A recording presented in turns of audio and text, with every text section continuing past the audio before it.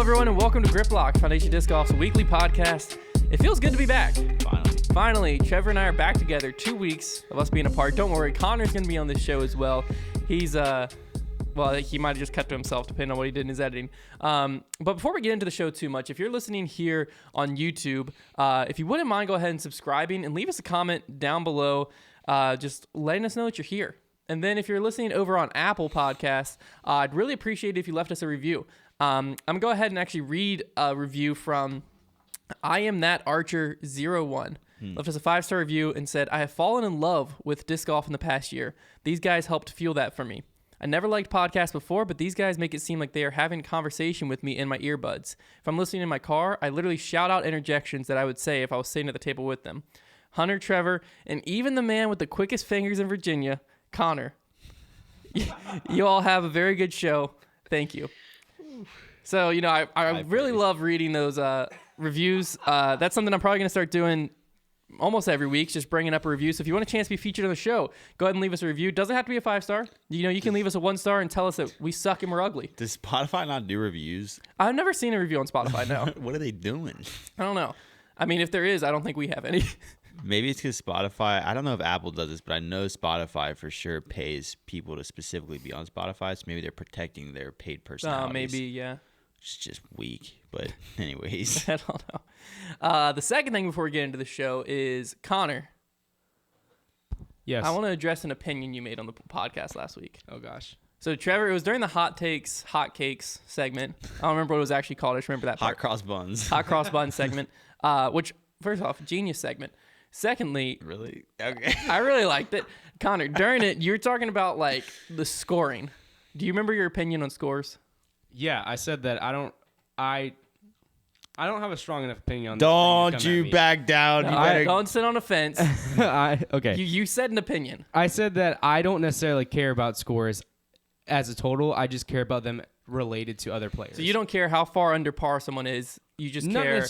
Related to to an the extent. to To the an field. extent. I think to an extent.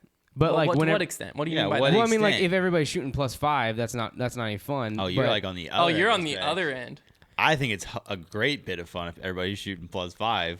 So you're saying, like, saying if that- everyone's shooting 17 down and it's a competitive tournament, who cares? Well, I mean, I understand. I mean, that's Don't what I'm back saying. down. No. What is your opinion? That's why I'm saying. That's why I'm saying to an extent, because I like to that extent where everybody's shooting 17 down. But they're already... I think it's extreme. I mean, they're already, like, the leaders are shooting, like, I'm 14 saying down. overall, I don't really care what everybody's shooting. I only care about what it is related to everybody else. So I want to You know what I pose a question to you then. Okay, go ahead. So right now, I would say a lot of weekends, and you can agree or disagree with this first part. A lot of weekends, we're seeing the leader averaging like 12 to 15 under par each round. That's right? Yeah. Yeah? So then where does the sport go from here? 20, 25 down. Well, I think Really, though? Like 10 years from now, what are the leaders going to be shooting? Yeah. Where see, can we go? I don't think that's a good argument though, because here's How? my counter argument to that is that, like, perfection. When you talk about the ceiling being, you talk about the ceiling as 18 under, right? That's your ceiling, and you're thinking No. about? Because What- in disc golf, eagles are way easier to come by. So okay, You so could you're, get to like, right, but your ceiling. but it gets silly if you get to 19, 20 under. Right, but I would argue that no matter how good players get the sport, like, perfection in a round is still going to be rare, because you have to play perfect, and think about But how what is perfection in disc golf? I think Because Paul shot perfection- at 18 down, that wasn't a perfect round. Right, but I think okay, perfection or near perfection. So, like, those rounds, the 18 unders or betters, those are the ones we talk about when we talk about the perfect rounds, I think. And you think about how many bad breaks you can get in disc golf, how much the wind can be a factor, the baskets can be a factor, and then just players will just make dumb mistakes. I do think that it's a little. So are we already peaked at the Ricky and Paul are the best a disc golfer can ever get? If so, we might need to pivot and change to a different thing, because the future is not bright if that's the case. I completely disagree with that. How? It's going to get so boring. If we've already seen the best we can ever see, how's it going to keep us I completely entertained? disagree, because you take that argument to other sports, and that's never basketball. applied. Okay, just 10 years ago, the game was completely different because Steph Curry hadn't reinvented it with the three. right, but okay, so if Steph Curry, do you think there could ever be a better shooter than Steph Curry? there'll be someone who does something better than LeBron or Steph or whatever that'll bring something new and make the game exciting. How is somebody gonna be a better shooter than Steph Curry? People probably said that about Ray Allen and numbers of other different. people. It's different because I've used this argument before, and this is like let me explain this analogy to people. So how is someone gonna be more athletic my than analogy, right? So my analogy was like when technology from like, let's just say like 1990 to 2000, or even just 2000 to 2010. Let's say that 2000 to 2010 technology just jumped leaps and bounds. I mean, this is the era that brought smartphones, next gen consoles, VR, all this stuff. But then from 2010 to 2020, or maybe it'll be 2020 to 2030, you're going to see a lot smaller jump. I think athleticism and sports, like there was an era where athletes got so much better. I mean, if you go back and watch old sports footage, it's like night and day. But that jump from because we've gotten so far in like training and and like athletic development, that jump in the next 20 years compared to the previous 20 years is going to be minuscule. I agree with you in other sports. Has disc golf had that jump yet? I think we have. Young. I think the field, the rest of the field, the back end is going to make. We don't even have a major company in the sport yet. What would what Nike the heck do? What the heck does that have to do with players? You think being Discraft good? has the same tech? We were just talking about technology.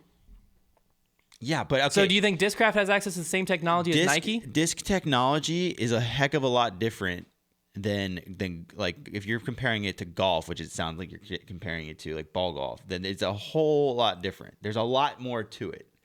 I don't think disc technology is going to evolve, because if that's what you're saying is the way that players are going to get better is because of disc technology. I think that's going to be a part of it. Because I think in like ball golf, we were saying this before, like we have seen. I mean, when Tiger Woods came along, it was late 90s, and like if that's like the best golfer of all time, and as far as like talent in golf, like just raw talent, like I don't know if there's really much more of a ceiling above what we've seen.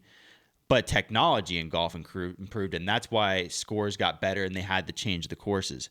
But in ball golf, there's so many, like there's the shafts, the grips, the head, and like a lot of pieces within the head of the golf club. And then there's the golf ball, which has like 4 different layers to it. The disc, right now, what's allowed is like it's one thing. There's a whole lot. No, that's a false statement. Because within the disc, it's one thing, but then you can say, well, the club's one thing. Within the disc, you have the rim width, you have the parting line height, you have the dome. Those are complete. You have the those plastic. Those aren't parts. Those are like specs. Those are like, but those are not parts. I mean, okay, Connor, do you get that? Like, there is a head that you screw into a shaft that also has a grip on it, and then there's a ball that you hit with that club. Like, yeah, there's more. There's the disc more is just parts, one piece, but you can't maybe 2. So but there's a lot more to a disc. All I'm saying is, if we have seen, if you're sitting here and arguing that we have seen basically as far as disc golf can come. No, that's not what I said. I said we have seen with Paul McBeth and Ricky Wysocki, we have gotten very close to how good somebody can get at disc golf, I think. Maybe talent-wise, but when you go talent plus the technology. I don't think the technology is a big enough of a factor. I think. So you don't think that players will get better than what we've seen right now? I think a little bit, just not a so like a stroke or two. Just not a yeah. So when you say we're in the infancy of our sport. No, we're not really. We are. We're in the. How old is golf? Okay, how old is golf? Stop. We're in the infancy as far as like structure and money and things like that. Yeah. As far as like players evolving, I wouldn't say we're quite in the infancy. How? Because guys have been playing this since the 70s. What is the technically? What is the correct? Years? What's the correct forehand form? Is 50 years? Who can break down the correct forehand form? What do you mean? Who can? What do you? There is forehand form. Okay. We don't even have a set like this is the correct way to throw a forehand. I mean, we know what factors create a good forehand. Somewhat, but there hasn't been enough studies and stuff. That's the same as ball golf. They don't like. There's no perfect golf swing. That's just the game. That's just like sports. There's no perfect jump shot. No, but there's a lot more. If you go and look into a golf swing, you're gonna find a lot more detail on how to have a good golf swing based on who you are than disc golf. We don't really know. Stuff keeps changing and evolving. I don't. Okay, but because we're in the infancy of our sport. That stuff might add like us. Like if Paul had like somebody who had like perfect like. What is that like? What is that really going to change for him? Like maybe a stroke or two? You're a pessimist, man. I'm sitting here. There's so much growth that can happen, but score-wise, there's Paul not. McBeth has played disc golf rounds. Hold on, one more point. Go ahead. Paul McBeth has played disc golf rounds with the courses we have right now that are so close to perfection. You keep saying different things that are countering yourself with the courses we have right now. There's another thing that can change. I'm not talking about the courses. I'm talking about the players. The courses, I believe, can change the sport dramatically. That's what I believe. But the players, like, people are going to get more athletic. That's the natural progression of life.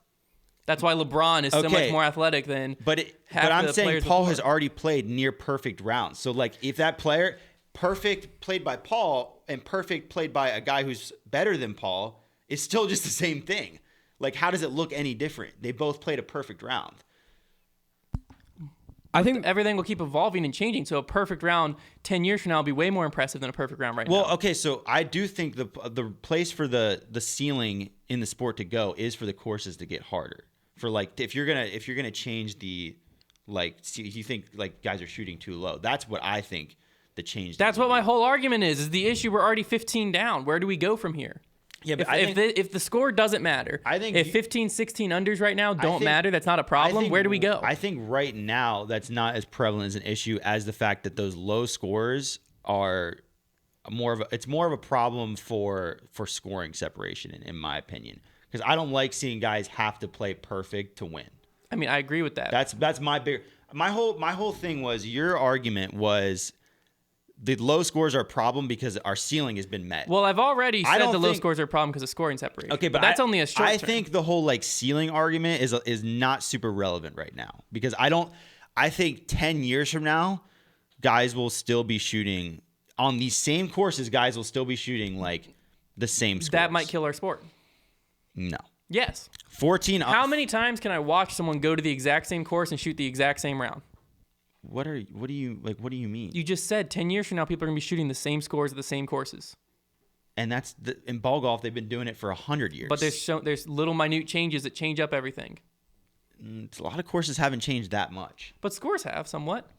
A little bit. I think, scores aside, I think that we've seen this year disc golf become more difficult in the Pro Tour, and that has nothing to do with scores. That has to do with the field. Difficult in what way? Difficult as in to win. Difficult to win? Yeah. Yeah. Because the sport didn't become more difficult. The sport did. Didn't. The sport did become more difficult because I do because agree. there's too many people who are good at it. I You know do what agree with Parity, Connor though. in the sense that Exactly, but I think that's what makes a sport harder right, too. like, guys battling each other is a heck of a lot more important for keeping the sport popular than guys battling. So you don't see an course. issue with basically we have nowhere to go, score wise. That's just not true. With the courses, How? the courses can How? get harder. yeah, we're Okay, gonna so make there's a more place courses. to go. There's That's the gonna be- whole point of this argument. No, The whole point of this argument started with Connor saying there's no issue with us being 15, 16 down, right? The only reason Is that not right the that only started? reason I started the argument is because you are saying that our sport is going to be dead if people are shooting 14 under in 10 years. That's just ridiculous. That's So not do at you? all So what do I you want to said. change the courses? You now? said it like 2 minutes If ago. they're shooting 14 You under were on a much you were harder course. You were literally just like, if people are shooting 13, 14 under at these same courses. At 10 these years- same courses, thank you.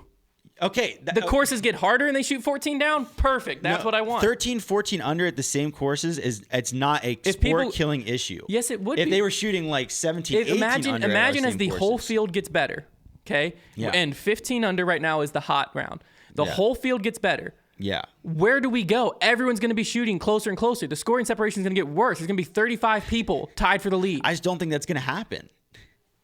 I just don't like. You're literally the argument of parity, right? More people getting better. I don't think that's that going to is happen. this argument. I don't think that's going to happen as quick as you're saying it is. But it's going to happen. Like, it's a this problem. sport is harder than you're giving it credit for. Trust me.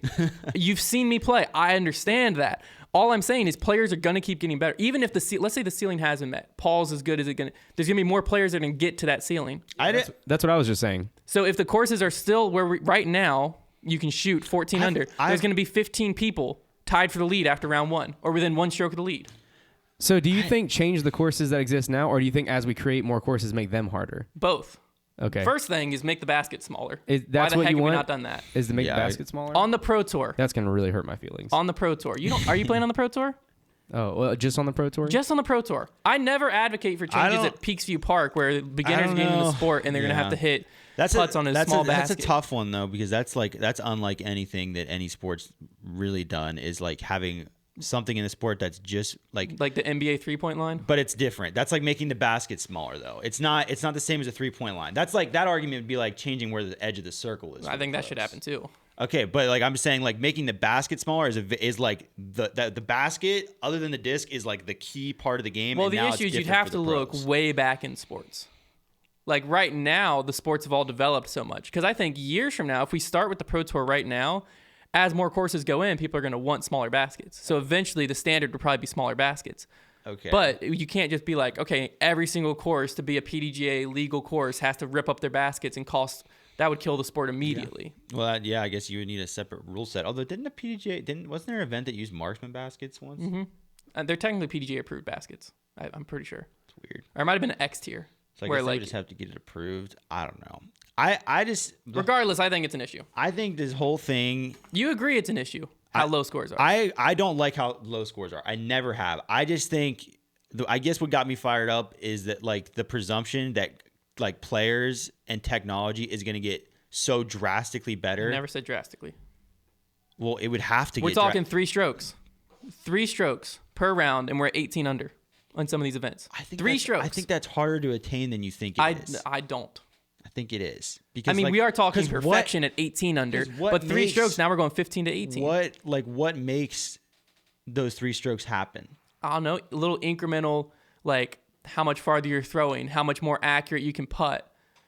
Yeah, like but a study but in you like and I both know that putting has nothing to do with talent. It has a little bit, but it's mostly mental.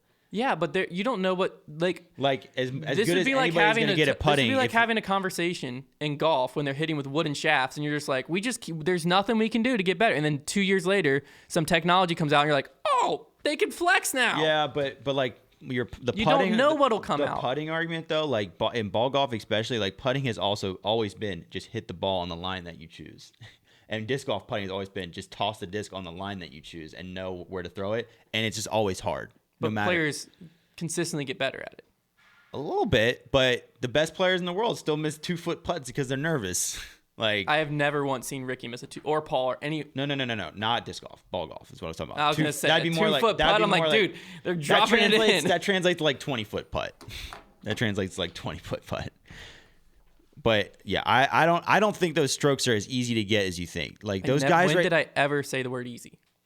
I never once. If you're saying it's gonna happen, if you're saying it's gonna happen, like within like 10 years, it happens every single year. Players look at how much better the field is. The people are shredding courses but 5 to 7 years ago. The top isn't getting better. Top is. Look at the scores that are required to win these events. I think if you go back years ago, some of the scores that are being put up would win by like 6, 7, 8 strokes now.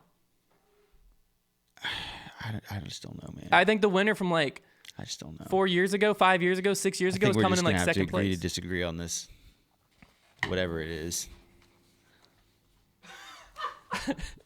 It's way too early on in the podcast for you to already be making that face. I brought this up to talk to Connor.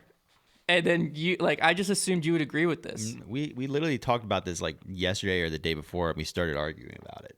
So like I don't know how you didn't. I will say I wasn't necessarily trying to say that I don't think scores should change or anything. I was just saying I don't care what the scores are personally, because that's not what I to look at first place shot this. I don't really care. I want to see what second place shot to get a comparison. Yeah, well that's where I'm saying the issue is. If first place is shooting 15 and he's already met his ceiling, then second place is going to be shooting 15, and then soon third is, and fourth is, and fifth is, until we have 15 here's my other thing, tied. Hunter, though, is like you talk about perfection as 1 round, but disc golf tournaments are 3 rounds. And has any... I'm also not talking about perfection. Okay, but when you talk about your ceiling, that's what you were talking about, like 17 I'm saying we're going to under. get closer and closer to that ceiling. I think we're a lot further than you think, because what player has, if like 16 under... The league doesn't have to be perfection. Like, the winner's not going to be shooting 18, 18, 18. So you're talking about on a round-by-round basis? I'm saying the issue is more and more players, since we're already here, more and more players are going to get to this point because the courses aren't hard enough. That didn't sound like your argument earlier. Your argument earlier sounded like you were worried I'm saying, where do we go? Because the players are already kind of bumping at, like, 15 under, whatever it is. That's more and more one, players maybe are going to get rounds, here. Though. Like, nobody's done that for 3 rounds in a row. Maybe not 15. Well, some courses 15, yeah. But... you know, this range of like 10 to 15, 12 to whatever it may be at some of these courses, then like that's why Northwood's Gold, I think you see such a separation. I do think though, like here's another thing to think about. Like, if you look at our hardest courses, like our best courses for like competitive disc golf, then that's not really a problem. Exactly. So I think really maybe we can just agree on here is that it boils down to we have the ability to make courses hard enough that we're not even close to the ceiling. Exactly my point. So maybe it's just the course's fault. That was not your main point, or else we would have just agreed and moved on. There was other things in there to be said. Well, talking about athletic evolution over here. My issue isn't at Northwoods Gold. That's why I think if you go to Northwoods and you play, you go 4-round tournament at Northwoods Gold or even at New London, the top players are going to rise to the top. Okay, so if we take it, if we just take if you it go to strictly Fountain the course Hills, is the problem. If you go to Fountain Hills right now, you're going to have 12 or 15 people in contention. That course is outdated. But yeah, I think if we take it down to the courses are the problem, then yeah, I have always agreed with that. Of course the courses are the problem. All right, that's enough of you. Next to the next argument. Stop trying to act like that's what you were saying the whole time. Paul's not shooting 15 down at New London. Paul's not shooting 15 down at Northwoods. That is not where this argument was. This argument the argument was on scores. No, it wasn't even. It was about how much people are going to evolve in the next. Read my main. You weren't talking. This is literally what I said. I said, where does the sport go if we're already shooting 12 to 15 down every round? This young of a sport. And then you talked about how discs are more complex than ball golf clubs. I never once said that. I said they're more complex, and you're giving them. They got the rim and the width. I was saying you're giving them more. Yeah, and look at this table. It's got the width and the height. Yeah, it would be like saying this table's got nothing to it. It's just one piece. It's not though. A disc is. There's things screwed into things here. A disc. But a disc is made of multiple things. Like there's so much that goes into a disc to cause it to fly and cause it to be overstable, understable that I don't think we've even scratched the surface on disc technology.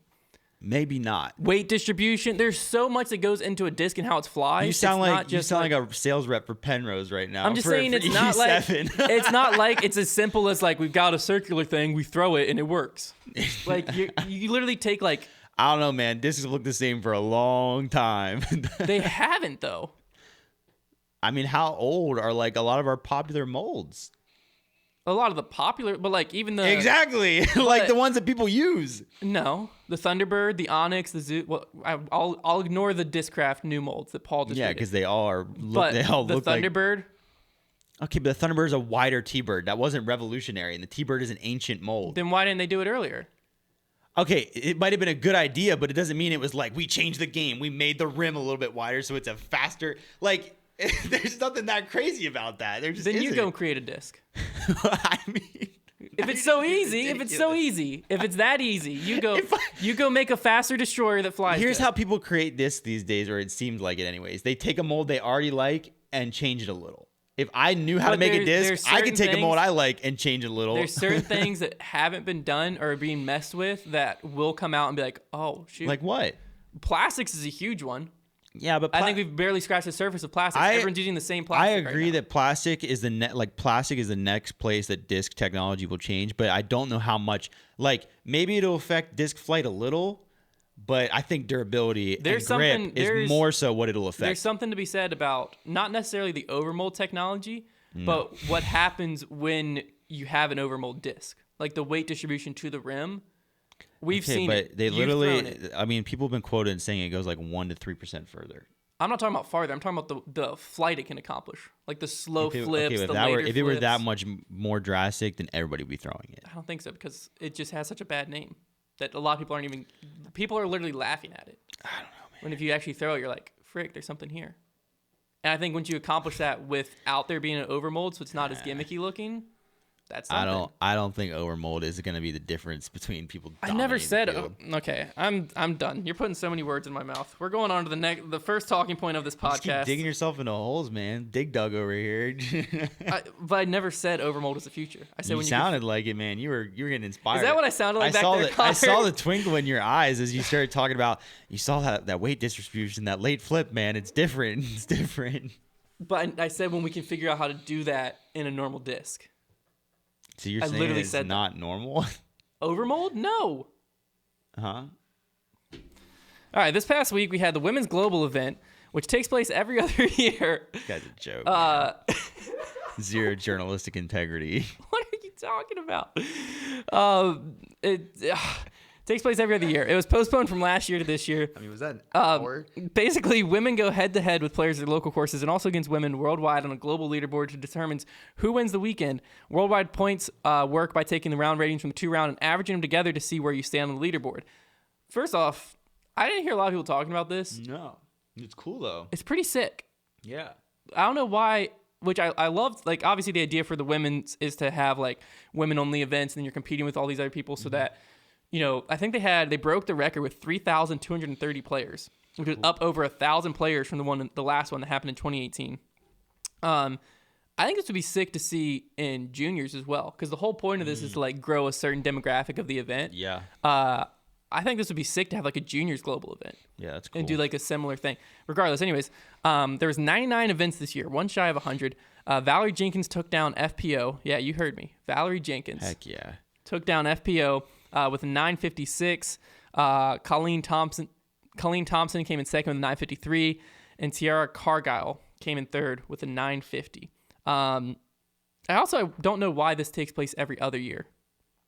Like, why not make it an annual thing? I don't know. I tried to find that answer as to, like, is there a reason? Like, is this something really hard to pull off? Wait, well, when was the first? Like, did they just skip it last year because of COVID? It's every other year. So it was 2018. It was supposed to be in 2020. Okay. This has been going on for, I wish I had that written down. This is like the 5th or 6th one, I think. Okay. So it's probably been like 10 some years. But maybe it's something that's really hard to pull off as far as, like, organization and the rating system. Maybe we can, like, alternate it, like women's global this year, junior global next year. But I mean, I was just like, it's such a good idea, and it's so cool to see. Why not just make it like a thing every single year? Hey. Because not like you needed to add a course. It's a global event. Yeah. I don't know. I think it's cool. That was kind of cool. Another thing that happened last weekend was the challenge at Goat Hill, which was quite an event. There was a lot that came out of this event. So first off, let's look at the results. Ricky took it down by a dominant 7 strokes. Shocker. Anthony Barella, your boy, came in second. Wouldn't have had that bad first round. Things could have been different. Yeah, he shot like 11 down on the back 9 in round 2. Yeah, I know. It was filthy. Then we had Gavin Rathbun coming third. Dude's having a good season. Storylines from this event. First off, the main one that a lot of people saw on social media, some people were actually a little upset with the coverage, was Brody Smith. So he had the hot start. He had the hot round. Why people were upset about that wasn't necessarily that Brody had the hot round, but that all the posts were about Brody having the hot round when he was tied with Eric Oakley and Ricky. So people were saying, like, your co-leader going to be a big picture of Brody, and everyone's pumping up Brody, but not saying anything about Eric or Ricky. Is why some people were upset. People are going to have to understand at some point that when you are a company like Disc Golf Pro Tour, they obviously run a tour, but they are a media company in a lot of ways. And when you are a media company, like, and think about in other sports, like an ESPN, a Bleacher Report, you have to post what gets you the most post interaction. And you know what gets you the most post interaction. Like, that's just the goal, to grow your company. And that's why if you're looking at ESPN or Bleacher Report, it's LaMelo Ball and LeBron James and Tiger Woods, and it's all those guys over and over and over again. You're like, and everybody seems so annoyed at it, but they know that their post analytics are getting the most clicks. Like, that's why they keep doing it no matter the comments they get, because they know they're getting the most clicks with those players. It's the same with disc golf. Like, if they know they're going to get the like, hate it or love it or hate it, like, it's just a business decision. And in fairness, like, at least he had, you know, at least he was tied for the hot round. Yeah. Like, it'd be one thing if he shot, like, if he was like 4 off the lead, and they were making that the headline, like, that would be a little bit to gripe with. Like, I'm pulling this up. I want to see the challenge at Goat Hill. But did they post that while he was in the clubhouse and the others weren't? Or did they post it with No, it was after. I was okay. But that's what I'm saying. Like, they're a media company. They know what's going to give them the most post interaction. You know? That's just kind of how sports work. So looking at this, I mean, I'm looking at the Central Coast coverage numbers. Okay. Round 1, which had Garrett Gurthie, Ricky, Anthony Barella, and Calvin Heimberg. Well, it just says Calvin. So maybe it's like Clint Calvin. Yeah, because everyone else's last name. So it wasn't Heimberg. I saw Calvin and threw it in there. I was like, what the heck? No. So it must have been like Clint Calvin or something. So they had 125,000 on the front 9, 97,000 on the back 9. That's pretty good. You put Brody in there, it only goes up 130,000 on the front 9 and 97,000 on the back 9. Now, that is a day behind, so it might be a little more skewed than that, but really not a huge, huge jump. Partially, I would imagine, because Brody is only pushing live disc golf. So I would like to have seen if he linked that video. If he said, "Go watch me on Central Coast," I'm not sure. Yeah, I don't think he ever did that. No, he didn't. But I would like to have seen, I guess, to complete the argument, like what you were saying, of when you post LeBron, it gets clicks. I would like to see the Disc Golf Network. Like, did they see a huge spike in subscribers? Well, or I what think happened? it's not, maybe it's not even quite that yet, but it's also I was just saying that's an easy one to look at analytics. But it's normally. also what everybody's talking about. That's their other job as a media company, is to post what the buzz is in the sport. And the buzz that day was very obviously Brody Smith. Like, he was what everybody was talking about. So of course that's what you're going to post about. That's just social media 101. Well, regardless of love Brody or hate him, one thing that was super impressive is he popped off with the hot round, first round. But then he was able to stay on the lead card. Yeah, that was through the next 2 rounds. That was impressive. And then what really impressed me the most was his third round. He came out and he stunk it up. Yeah. Real bad. For the first, honestly, the first front 9 was bad. I think he birdied like hole 10 maybe. Like 14 holes. Then went on like a cold streak for a bunch of pars. Then hole 14, he was still like, in your head, you were still thinking like, if he does something crazy the rest of these holes, he could get to that USDGC spot. Yeah. You were thinking it, but like I wouldn't have ever said it out loud because I was like, with how this round's going, he was struggling. I think he was like 20% circle 1X at that point. It was rough. Mm-hmm. He did it. He freaking birdied out from 14 on and got himself into a tie with Dustin Keegan. And then they went to a playoff and Brody was able to take it down and get his USDGC spot. Yeah. Finally. Now that was where the second storyline came in, was the Disc Golf Network didn't cover or really even mention the playoff. Mm-hmm. I found out on Twitter from someone who was at the tournament who said Brody just came back. He won his USDGC spot. What were they saying was the reason for that? What were people saying? No one really said. Because the Pro Tour should have full media rights to that event. Oh, no. It was the whole USDGC thing, right? Well, that's what someone said. Because they said that allegedly they didn't even allow Now, this part is, again, allegedly, that they didn't allow spectators to go watch the playoff that were there, which I was not there. I heard that from someone who was there, who was saying, like, they wouldn't let us go. Whether or not that's true, kind of irrelevant, but what the people were guesstimating is that since the Disc Golf Network doesn't have rights to broadcast the USDGC, they therefore didn't broadcast the USDGC qualifier. So that doesn't make sense for a number. If that were actually somehow the case, the playoff didn't have anything to do with the event. Was the argument?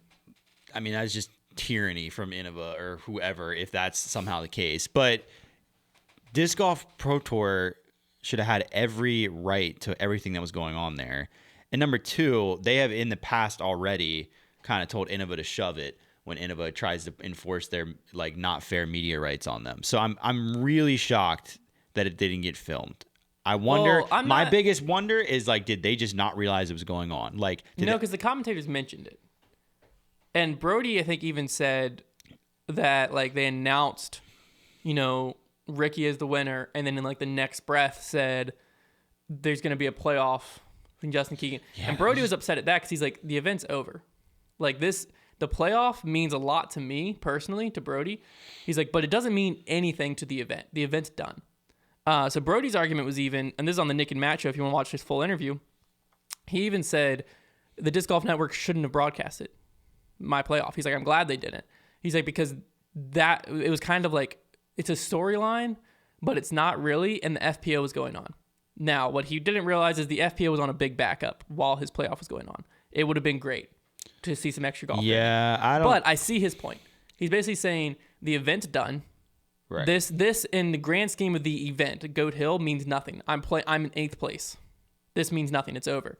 So why would you show that over the FPO still playing in the event? Yeah, well, I think I definitely get what he's saying. I do think had FPO been going on, you certainly don't want to cut away that coverage. Although I do think, like, even if they're not going to broadcast it, maybe just a little like, and this just happened a few minutes ago, and they watch him making the putt, just to like let the viewers know what happened. Yeah. Also, the Disc Golf Pro Tour has taken a stance and made it known that the USDGC spots are a very big, notable storyline that they're following throughout the season. They're posting about it every single time it happens. And like they're talking about it, right? Am I wrong? I don't think the Pro Tour is, no. Is it not the Pro Tour that's been doing it? UDisc has been posting it, and USDGC's account. Okay. Well, in that case, you see it on Instagram. Yeah. It's a storyline. Maybe I thought it was Pro Tour. But I don't think well, the Pro if the Tour's Pro ever Tour's not posted pushing it, then I deflate that argument. That doesn't matter. Yeah, I don't think the Pro Tour's pushing it because it doesn't do anything for them. Yeah, I get what he's saying. It is just it's a bummer. It's a real bummer. I'm a little more surprised that Central Coast didn't film it. Yeah, I didn't watch the Central Coast coverage, but I heard people who watched it say they didn't film it. So please correct me in the comments if I'm wrong, because I would like to watch it. But I heard that there was no one filming it at all. I'm just more mad that nobody filmed it rather than the Pro Tour did, and I just wish somebody would have. Well, that's what I could understand. Well, even the Central Coast, it's like the event's over. Ricky won. It almost would be like a secondary upload. Yeah, like Brody Smith, Dustin Keegan playoff. That's what I'm saying. And for if you're USDGC. Central Coast, that's a business move. Maybe they did film it and they're going to upload it later, and it hasn't been uploaded. Maybe because I see what he's saying. Like Ricky tapped out. The event's over. The coverage of the Goat Hill Challenge is over. This isn't a part of that. Like this is a secondary playoff that has nothing to do with the event. It doesn't change Dustin Keegan and Brody. Like one of them's not in 7th and the other's in 8th now. Nothing to do with the event. Part of something you can earn at these events is a qualification for a major. But it doesn't change anything about the event. No, not about. That's not what I'm about saying. where people finished. Yeah, that's what I'm saying. It's like as far as the actual event goes, doesn't have anything to do with it. It's all about USDGC. Yeah. So I think that's why the coverage didn't happen. But I mean, a lot of people were upset at that. But congrats to Brody to qualify for USDGC. This early in the season takes a lot of stress off. Yeah. And honestly, my storyline for this was when I was watching his final round was going to be, will Brody ever qualify for USDGC this year? And then he birdied out and I scratched it. Yeah. Looking over towards our dark horse picks for this event, though, we had a weird situation with yours. I haven't heard any more details on what exactly happened, but Max Nichols DNF'd after his first round, I believe. Yeah, there's already either two theories that because either A, he was playing hurt because he didn't his score was not great. He was like 2 over. Yeah. And he's pretty good and he's from California. So I'm thinking either A, he was playing hurt and that's why he DNF'd, or B, his round was so bad that he DNF'd, but probably got hurt. Yeah. So then it was basically just me versus Connor. I had Jake Brown, who pitched me in my DMs on himself.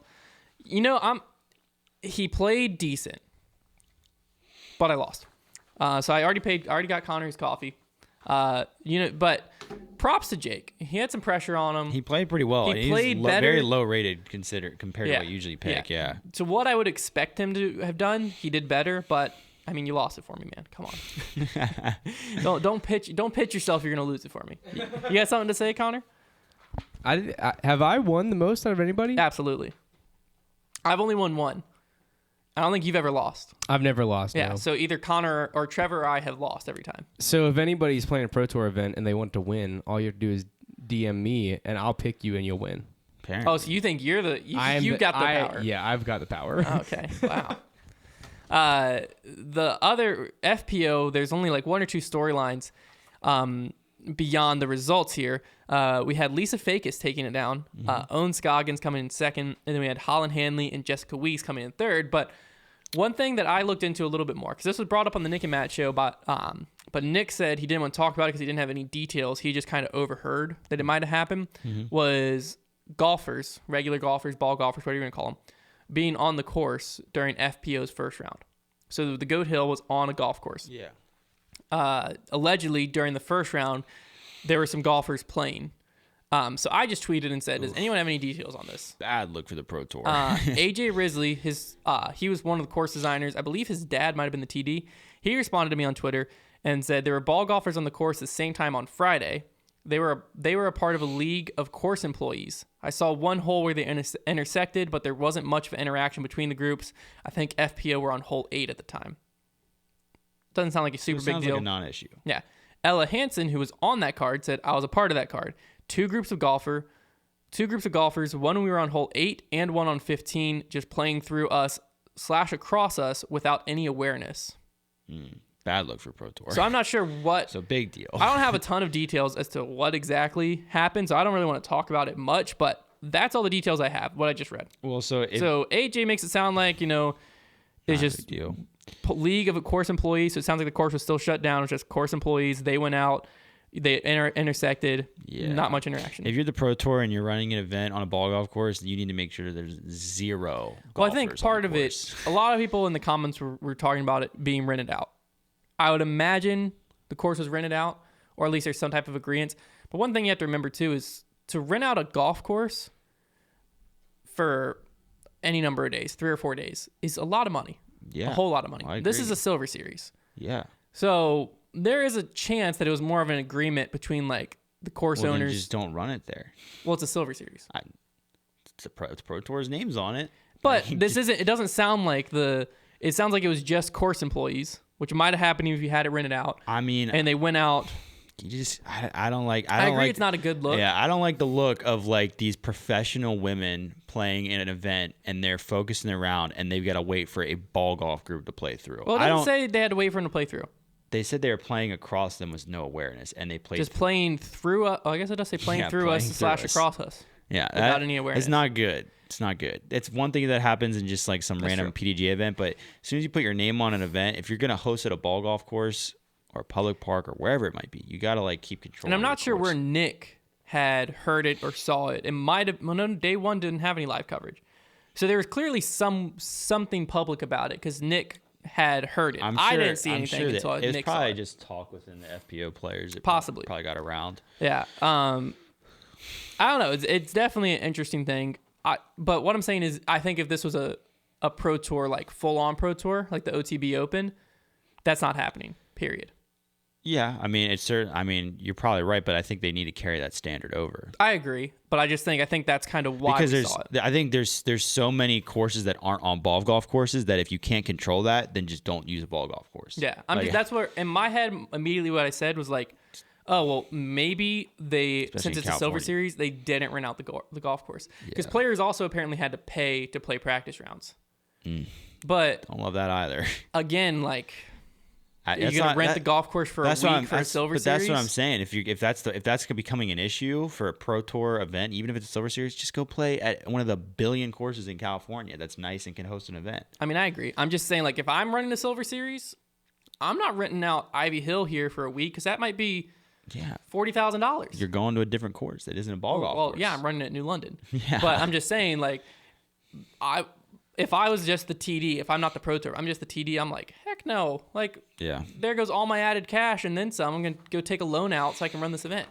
Yeah. But, yeah, that's not a good look. There's not a ton of details on it. There's not a lot of coverage, so I don't want to, like, add to this event because it could have just been nothing. I do think the way that Ella Hansen says playing through / across us without any awareness makes it sound like she or the group she was on, it kind of bothered him a little bit. Yeah. Because, like, if it was like not a big deal, I feel like she would just be like, yeah, I was a part of that card. You know, they just kind of played by. They didn't really interfere with us. It wasn't a big deal. But to say like played through / across us without any awareness makes it sound like it annoyed him at least somewhat. Yeah. So, I just wanted to bring that up because Nick had brought it up, didn't have details. I got a little more details, so I figured why not bring it up. We have 2 more events that happened last weekend. Yeah. These 2 I'm going to just breeze through because... not really relevant. They're not super... Well, one of them I just have a question on. Okay. So I don't even really have the results. It's a 303 Open. Kyle Klein beat Eagle McMahon at it. Kyle Klein won it. Eagle McMahon came in second. Only reason I brought it up... Beat by his clone. Is because Kyle Klein took down Eagle. I feel like we were just talking about Kyle. What are your thoughts on him so far this year? It's just Eagle McBoy versus Eagle McMahon. Yeah. Kyle Klein. That's funny. Eagle McBoy. Yeah, that's funny. Is that like a Jomez quote? No, I came up with that. Okay, thank goodness. Wow, look at you. It sounded very Jomez. Yeah. Say I should like start that. a tweeter. You should start a tweeter. Kyle Klein has bright spots this year. His season, he hasn't. I think we may have like overhyped him, like being able to just like be a dominant force on tour a little. Like he's just really young still because he had a really good season last year. He has bright spots this year, and he like every once in a while he'll just go off. And I still think he's gonna have a good career. He just hasn't quite. He's not quite there yet, but clearly he can win. You know? I mean that's what I said. I wrote down. I feel like he's having a decent year, but I think I just expected him to be a bit more consistent. Yeah, he's just not quite there yet. That's kind of how Eagle was at the beginning of his career too. With that being said, he does have back-to-back wins now technically because he had a DNF at DDO, but it doesn't. It was just a 9.99 on the first round, so he didn't even complete a full round. Yeah, he was hurt. So I'm not gonna really. So I'm just not gonna count DDO. I'm gonna just say he back-to-back wins at Mid America. I think and he now hurt the himself 303 in Open. Warm-ups too. Yeah. Yeah. So it's on his like if you look at his PGA thing that goes Mid America, he won, and then DDO is like an 150th, and then 303 Open he won. Yeah. No, yeah. So I mean that's back-to-back. He's having a fine season. Final one that happened was Huck Central, which again we're just gonna look at the MPO mainly because Paul Macbeth and Chris Dickerson were there. Chris took it down in a playoff against Paul. Yeah. So I talked to Paul, basically asked him what happened. He said one hole cost him the tournament. And the main reason I bring it up is because I take comfort in knowing that this hole gave Paul just as much trouble as it always gave me. Yeah, it's a difficult hole. It's at Grand Central Station in Clemson, Central South Carolina, actually. Yeah. Near Clemson. It's a top 100 course. Is it really? I mean, that makes sense. It's a sick course. It was on the locomotive layout, hole 2, or on the normal layout, hole 11. But basically, you're teeing off with wood lines on the right, wide open field, and then it goes into the mouth of the woods and kind of like snakes down, goes through a ditch. The ditch is like probably 60 feet shy of the basket, and then the basket's chilling up on a ledge. Basically, the hole depends on either A, do you go for that gap, or B, do you try to lay up to it? And then if you lay up, you just need to be in perfect position, or else that shot's going to be really, really difficult. Paul played it 5 times. Yeah. Because he played it on both layouts, and then he played it in the playoff. He played it 5 times and said he was 4 over through the 5 times he played it. And it sounded like whether he was going for it or he was laying up, the hole just gave him struggles all the way around. It's a tough one. So Chris Dickerson took it down. Par is real tough on that hole. You know, I think we had said, well, no, we didn't say it because I wasn't here last week. You might have said it. I fully expected Paul to win down at Huck Central. Yeah, certainly. It wasn't a super stacked field. I mean, it's Dickerson, and like Dickerson. It's a wooded course. Like, not an easy guy to beat. True.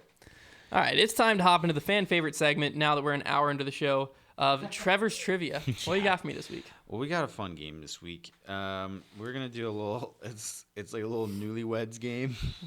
Nice.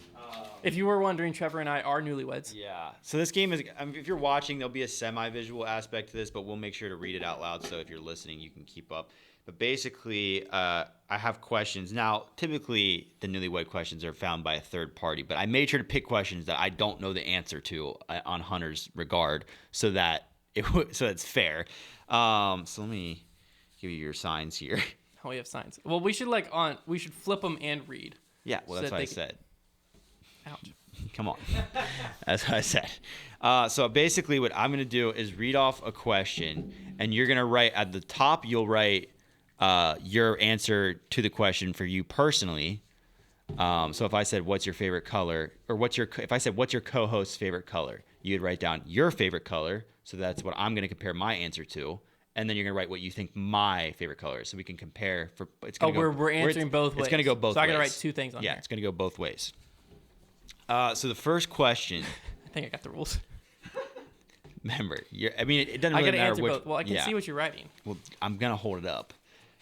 The first question is, what is your favorite your co-host's favorite disc of all time? So your answer first, and then what you think mine is. Oh, that's gonna sound great.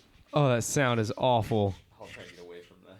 It's like the worst ASMR of all time. This is actually a really tough one. I feel like, because I don't know if you'll know mine. I know yours. Mine's obvious, but yours is gonna be. I'm gonna make a guess. I don't know if you'll know mine. I'm very confident on yours. If you don't write what I wrote, I'm gonna be shocked. All right. Ready? 3, 2, 1. Okay, so I got Trevor's. Trevor's is the Wraith. Yours is I put Nova. Yours is tough. Thunderbird's close too. You put something that wasn't even in your bag. It's not in my bag. Yeah. No. That's pretty. I think we can all admit, from a guy who has a mixed bag and isn't carrying what he claims is his favorite disc, is pretty hypocritical and disgusting behavior. Like, that might be sociopathic to do something like that. I do think the Nova is my favorite disc of all time. So just for the recap, I wrote Wraith. Hunter guessed that correctly. He wrote Nova. I guessed Thunderbird, which is a disc. I named my dog after the Nova. It's a great disc. I think, so I take back what I just said, because you know what? Sometimes favorite discs. If you look back across my career, the Nova has been in my bag probably 95% of the time. I would say right now, we're just in the 5%. Probably your favorite disc, though. Well, you didn't say right now. I know. I would have answered Thunderbird if it was right now. Okay. You said all time. I know. I agree. I'm just trying to at least justify my life. You were close. Skill. That's Thunderbird's probably my second. Next question. What was your co-host's first win? What is my first win? I don't know. How strange is my Trevor? I just looked this up, and I still don't think I remember. What is my first win? Does it? Okay, what if you get it right and I get it wrong for me? You seriously don't know your first win? I think this was it. I think I know it. I'm almost positive this is my first win. All right, 3, 2, 1. Gifford Pinchot. I think mine's the Valentine Open in Charlotte. Look it up on his account. It might be. I won an intermediate, and I think the Commonwealth Games I only ever won in advance, and I didn't move up until I had won. Okay.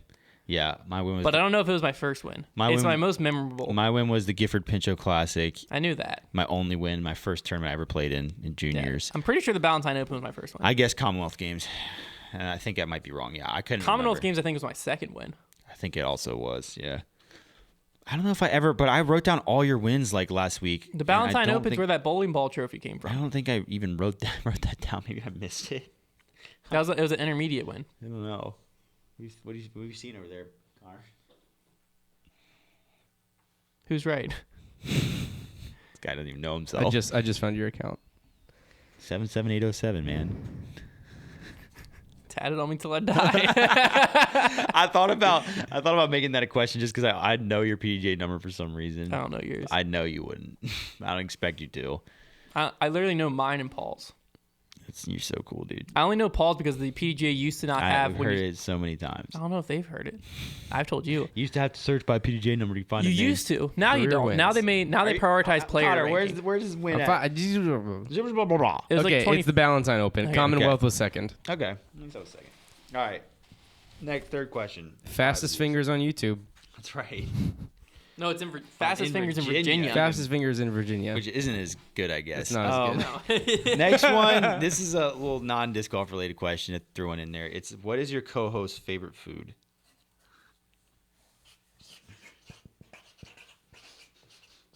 What is your favorite food? I don't even know. I don't know what yours is. I mean, I have no idea what your favorite food is.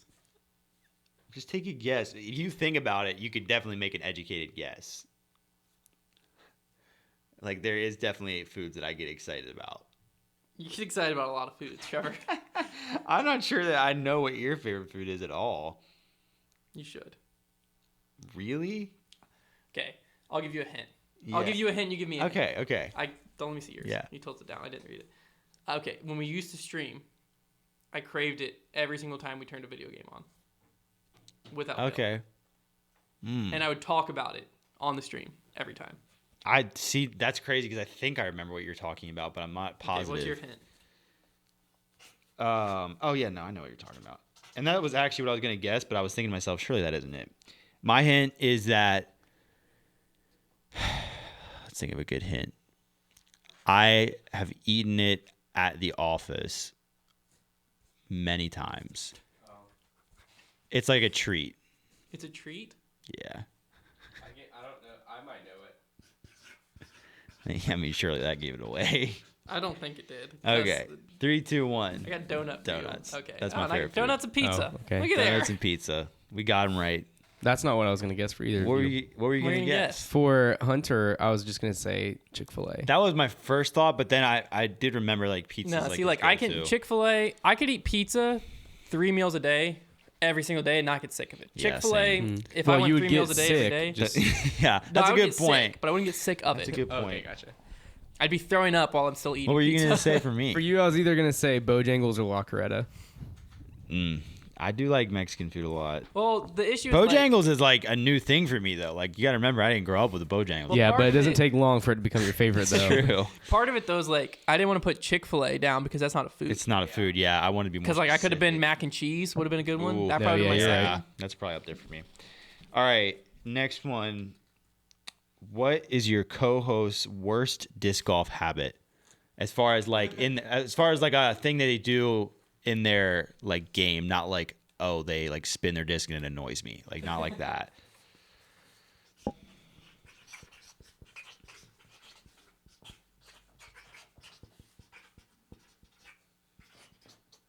I feel so sorry for everybody listening. Yeah, because sorry. This is awful. You can mute us while we type if you want. No, I like it. Yeah, I'm typing. This is my millennial. What is my biggest weakness, you said? No, like worst disc golf habit. Worst habit. So like kind of biggest weakness, like something you do like in your game that is like the one that is the worst, and you do it often. I mean, mine's probably the most common. All right, one 3, 2, 1.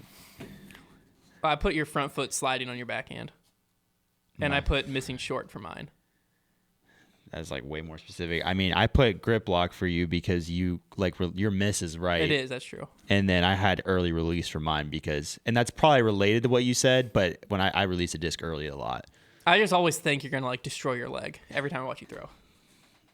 Yeah, that definitely is the habit that it annoys me the most. Cause like, okay, so I guess yeah, I feel like missing short ticks me off a lot more than when I grip lock. That's fair. Because I'll miss 20-footers short 10 holes in a row. That's and fair. Just, wow, good constructive criticism. We just learned some things. All right, last question. This is a good one. How far would your co-host say they can throw max distance? see, Trevor's like a pessimist. So I think you probably say a lot less so that you can impress people when you actually throw. That's like your strategy. That is his thing. That is his thing. Oh man, I don't know how far I would say I would throw max I've never played ping pong in my life. I'm gonna answer what I think you think I would say, but it's not what I actually would say right now. If that makes any sense. Because if I said what I would say right now, it probably wouldn't be fair. You're answering what you think I would say. No, for me. Yeah. I'm not answering it truthfully for me. Okay. I'll explain it. That's okay. Right, 3, 2, 1, go. 375. I thought you would short sell yourself. I mean, that's just Wait, embarrassing. Which one's you? I'm saying You would say you could throw 450. Yeah, max distance. Like if I got everything behind a disc, I think I could get 450. Oh, yeah, I said 450 for me. And I think you could get 480. I think I'd go like 400, 425 right now, if I'm being dead serious. If I went to a don't think flat that's field, true. If I went to a flat field and threw as hard as I could right now, I think I'm pushing 425. Now, with my Hades, I could get over 450. With my Hades, I think I could probably get 475. Maybe I could get there. But if I'm saying like, if you're challenging me to a distance comp and you're like, how far are you throwing max distance? I'm not saying over 425 right now because I'm not confident. No, not with like any kind of prep. I'm saying like with If everything I hit you my had, 80s if you hit it perfect, yeah. Okay, then yeah, I could probably do That's more. what I'm talking about. That's for me, like 450. Like no, I'm just like never getting if we that. throw max distance competition, I'm probably like 430 best. But I think I can get to 450. I just thought you would say like 375. So then when you threw 400 something, everyone would be like, "Oh my gosh, that Trevor Anyways. guy, he can throw." No, I don't really do that with disc golf distance. I don't care about distance. All right, man. before we get into the Got enough OTB Open, problems. this topic I found very interesting because it's something we've definitely talked about here before. So I don't think we really need to debate it much, but this is what I thought was interesting. I'm gonna. Is I saw this on the disc golf debate group. Yeah. Someone posted a picture of Katrina Allen's story where she was doing like a Q&A. Someone asked what she listened to in her headphones while playing, and she responded with, "I haven't played with headphones in over 6 or 7 years. I think the PDGA or the DGPT should ban them. Not sure of another sport that allows them." That hot take happened. Who knows how heard many that, times? yeah, So we've many heard people say that. that. That's not the point. I feel like we've talked about it before, but I feel like anytime we talk about it, or anytime I hear it talked about, the majority of people are agreeing. Like, yeah, it's a competitive advantage. There's Yeah. no point. Sure. That's not the case this time. I would say probably like 85% of the comments were like, she's an idiot. Why would you ban headphones? Well, here's the thing, though. I think, the comments may be a little bit flawed because, like, if you see that post and you're somebody who agrees with her, then you're not going to comment. But if you disagree, Well, this isn't a debate group yeah, but so I think it doesn't. I don't it doesn't think that even, it doesn't applies even- here. I don't know. because you're going to debate your opinion. Yeah, I think like headphones. It's one of those things though, where like even if you don't think it's a competitive advantage, then it's just not necessary. Like there's just no, Yeah. Well, there's no point So to here's having a few them. comments that happened. I have one negative and one positive. Sean, I don't have their last name. Sean commented, "I've played in some random cards before where it was my headphones or manslaughter." I mean, that's just don't like have some better self control. Don't kill your card mate. Yeah. Like, it's pretty straightforward, Sean. That's really funny, but like, just be a better person. And I don't then- know. Dallas commented and said, "I've watched tons of pro golf coverage of Tiger and Rory playing in majors while rocking their headphones." Oh, just kidding. No, I haven't. Yeah, I was about to say, please show me that footage. That's So, not. I mean, I agree with you, I assume, Yeah. that like, Here's if it's not a it's either a competitive it's definitely a competitive advantage. Let's just be honest. There's like a couple major flaws to this. It gets you in a flow state. Number one, yeah, it like music to those people who are using it, they're using it because it makes them better. That's the reason they're using it. Like, obviously. Number two, you could have somebody in your ear. If you're wearing a headphone, somebody could be in your ear telling you things. They could be standing up around the corner and telling you where you need to place your shot. Like, if you could have something that could have somebody listen, like you could be listening to somebody, or it could just be your coach.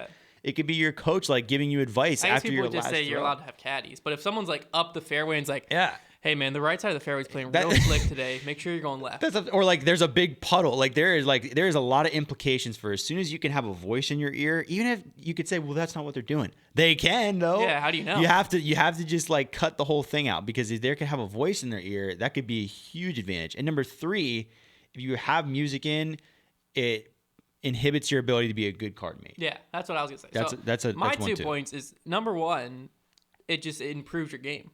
Like it allows you to, for the people that use it. Like there are people who probably say it doesn't improve the game. Yeah, but I would argue that there's some people that would play better if they wore headphones. I think it makes me better. Yeah, it would make me better. But with headphones on, I play really well. But I don't do it in tournaments because of the secondary part, which is if there's like an OB call or something, and I'm over here rocking with headphones on. Yeah. And I'm just zoned out. It's the same as like driving with headphones on. Which, did that suddenly become legal? Driving with headphones on? No way. No, I see it in Virginia all the time. Yeah, everybody's I literally see people with over ear beats driving. It's so dangerous. But what I was gonna say is the reason that's not a cool thing is like, what if an ambulance is behind you? Right. And you need to get over. That's a strong analogy. Well, okay, no, I'm just saying it's like where you have like something going on that needs your awareness. Right. You need to give the your headphones full are making it where you can't. That was just the first thing that came to my mind. Sure. It's like, if you don't look up in your rearview mirror and there's an ambulance flying at you, you're inhibiting them. Yeah. Obviously, that's a much more serious situation than Johnny Smith might be OB. Johnny McRae. What? I'm gonna say Johnny McRae. That's funny. No, I just was gonna go John Smith, but I don't know. Connor was just trying to give me some hand signal. I don't know what he was saying. So I think he was saying that we've been going for a long time. Well, I do know that. I've been looking at my phone. We're like an hour and 10 minutes in. And all we've got left is... The hand signals was not helpful. Just continue. All we got left is the OTB Open, which has a lot of storylines. Okay, we just got to hit on a few big ones. First one, we're about to see the return of Simon Lizotte. That's exciting. That's very exciting. You know, I've said a lot of things about Simon on this podcast, but like I'm not going to wish an injury on somebody. And like I'm excited to see what he does. So what do you think we should expect out of Simon this weekend? One of two things. Either he's going to be super rusty and play awful, but nobody's really going to like fault him for that because he's been away from the game, or he's going to like, it's going to be that thing where you come back from not playing for a while and like all your bad habits are gone, and he's going to just like play really well. Probably nowhere in between. I'm expecting some safe and smart golf because I don't think he can still throw 100%. So I think that's going to make Simon cut out. That could be interesting to watch then. Some Simon lines. I think it's going to be more like he's going to just play more straight up disc golf. He's not going to look for crazy lines. That'd be interesting. But I'd be surprised by a top 10. I'm putting him in the top 20 though. I think he's going to have a top 20 finish.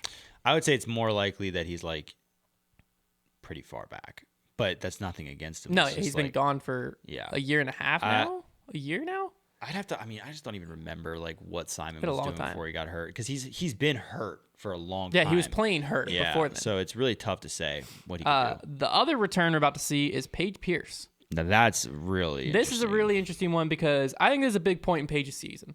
If she comes out here and she shreds, she's set up to dominate the rest of the year.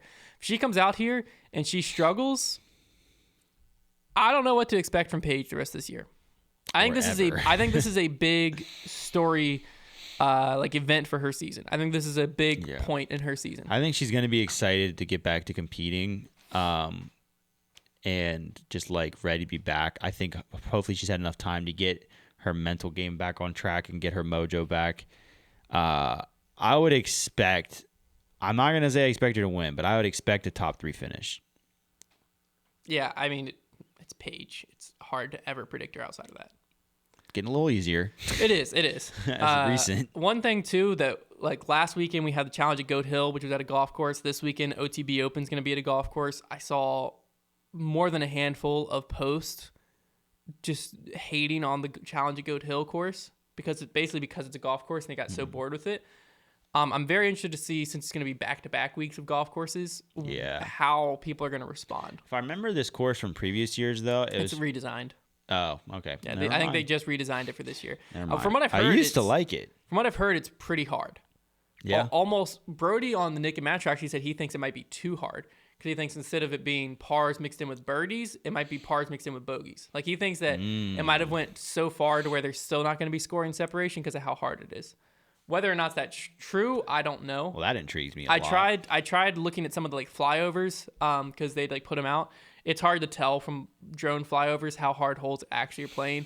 Yeah. But basically, what Brody was saying was there's a lot of long par threes that don't have high ceilings or really aggressive approach shots for birdies that are low ceiling that he thinks only the top 10 to 15 players in the world can even do the shots it's asking you for. So he's outside of that, people can't even get to it. Interesting. It's definitely going to be an interesting tournament to watch. I'm pretty excited. On the MPO side, I'm going to have the most boring top three ever. Same. I think Ricky's taking it down. I think Paul's going to come in second. And I think Calvin Heimberg's going to come in third. Mine's Ricky, Calvin, Paul. Oh, you're putting Paul in third. Yeah. Paul doesn't take a lot of seconds, I feel like. That's true. In a close top three, Paul's taking third because he's going to play aggressive. That's such a boring top three, but it's tough not to pick him right now. It is. It really is. On FPO, I'm saying Paige comes back from Hawaii and she's in killer mode. I think Paige takes it down. Katrina Allen comes in second. I'm putting Kona Panis. It's my third place pick. Yeah, she hasn't been playing great lately. I'm going to go Katrina Allen in first, Sarah Holcomb in second, and Paige in third. All right, and the final pick for OTB is our dark horse picks. Let's see. You've never won, Trevor, right? I never. Let's see if you can break your stride here. Who do you have? His name is Garrett Tapkin. He's 991 rated out of San Diego. He had at the top 25 finish at Goat Hill. Has a decent resume from California. I'm going with Cody Kirkland. That was a good pick, man. He had I'm pretty sure he was on lead card at Goat Hill. He just saw a big jump in his rating, almost got up to 1,000. Goat Hill, I don't know how similar the course itself plays, but it was a golf course, so I'm feeling pretty confident with that. Connor, who do you have? I'm going David Madruga. Okay. He is 994 rated. One of my highest rated pick so far, I think. You might have the lowest. Do I have the low rated player? What was your guy rated? I think 998. Oh, do you see Cody Kirkland on there? Yeah, hold on. He's right here. Cody Kirkland. Wait, where'd he go? I think he's 994. So we're 994. We're tied. I got the low rated. You got the low rated player. So you got Finally. that at least. Wow. We act like that's such a big advantage, but it's just crazy odds that it happened that players were tied. Yeah. Yeah. It happened twice. I know, it was ridiculous. All right, it's time to wrap the show up with interesting make that call. And why it's interesting is because we're both literally going to make this call because I don't know the answer. Okay. So okay. Let me paint you in this scenario. You approach a hole that has a basket up in a tree. It's not hanging and it's not on a pole. It's resting in the tree with the tree as its support. Yeah. That might be important. I'm not sure. Okay. You throw a putt. The putt goes through the chains. Yeah. Ends up resting with basically the chains are holding it up a little bit, the back end of the disc, and then the front end of the disc is against a tree trunk. Mm-hmm. Does the putt count? Describe that again to me. So it's on the disc golf debate group. I meant to save the picture, but I didn't because I'm dumb. There's a picture of it? Yeah, there's a picture of this. This is something that actually happened. Try to find that picture. So basically, you throw your putt. It goes in through the chains. Into the chains. And then out the back, it's resting, supported on the tree trunk, and the other end of the disc is, here it is, supported in the chains. Connor, I'll get you this image, throw it up on the screen. If you're listening on audio, you can find it on the Disc Golf Debate group. Because the verbiage is that, is the verbiage completely supported by the chains? Here we go. So we have the PDGA definition of a basket first. A basket target is designed to catch discs and generally consists of a tray, chains, and a chain support mounted on a pole. In order to complete a hole with a basket target, the thrower must release the disc and it must enter the target above the top of the tray, below the bottom of the chain support, and come to rest supported by the target. But this is clearly supported by something outside. But why I said it might be important is is the tree technically part of the target? Because like a basket target includes the mounted on a pole. Well, here and this is mounted on the tree. Yeah, I don't know if you can even get the correct call from the rule book. You need like here. Looking at that picture, it looks supported pretty heavily by the basket. I would agree. I would probably call it in. I would count if I'm here. Yeah. My secondary question is it just completely irrelevant? Because is this basket legal? Here's my question: Is that with that verbiage? Does that mean if you spit through the basket and it hooks on the backside of the basket and it's just hanging off it, but it's just supported by the basket, it counts? Yes. Wild. But so is this basket even legal? Because it says generally consists of a tray, chains, and chain support mounted on a pole. It said generally. It's also true. Didn't say always. It's also true. So never mind. Yeah. I don't know the answer. I mean, I would assume it. I would call it. I think that's like when you have something that's that minute and close, you have to just call it as it is. Like you just have to like make a group decision, a majority decision, and like I think the group would decide that counts. I would say, yeah, I would say it has. Because for those of you who can't see the picture, basically 95% of the disc is yeah. There was like a little bit of the disc that was out touching that tree. Like I'm pretty sure it was just the basket. Like if you took that tree away, like if it just disappeared, the disc would stay where it was. The disc would either stay or fall into the basket. Right, and that I think is what makes that count. Yeah. I thought that was a very interesting one. If more than half the disc was like over the edge where it was like the tree was what was keeping it up, then I wouldn't count it. Yeah. Very interesting situation. Hopefully you enjoyed this episode. Went a little bit longer than normal. Actually, a lot bit longer than normal. But you know what? A lot of you have been asking for that anyways. You didn't expect to like get into a cat fight 2 minutes into the show. Yeah, this is like it was a 1 point thing. I just wanted to talk to Connor about. And anyways, that debate will probably carry on the rest of the day. But hopefully you enjoyed the show. Hope you're having a great day. If you're listening on Apple Podcasts, please go ahead and leave us a review. If you're listening on YouTube, I'd really appreciate if you subscribe, turn on the notification bell, and left us a comment what you think about any of the topics that we just talked through. And other than that, we will talk to you next week.